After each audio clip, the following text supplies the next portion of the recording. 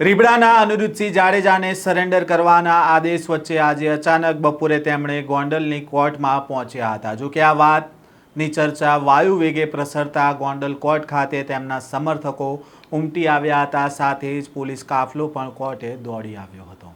વૈષ્ણવજન તો તેને કહીએ જે પીડ પરાઈ જાનાને રે। નમસ્કાર, નવજીવન ન્યૂઝમાં આપનું સ્વાગત છે। હું છું જયંત દાફડા। ગોંડલ કોર્ટમાં પોપટ સોરઠિયા હત્યા કેસમાં રીબડાના અનિરુદ્ધસિંહ જાડેજાએ સરેન્ડર કર્યું છે। ગઈકાલે તેમને 18 સપ્ટેમ્બરના રોજ હાઈકોર્ટના આદેશ મુજબ સરેન્ડર કરવાનું હતું, પરંતુ તેમના વકીલ દ્વારા જૂનાગઢ જેલ અને સુપ્રીમ કોર્ટમાં 1 અઠવાડિયાની મુદત માંગવામાં આવી હતી। જો કે તેમની અરજીને નકારી નાખવામાં આવી અને કોર્ટે આજ રાત્રે 8 વાગ્યા સુધીમાં તેમને સરેન્ડર કરવાનો આદેશ આપવામાં આવ્યો હતો।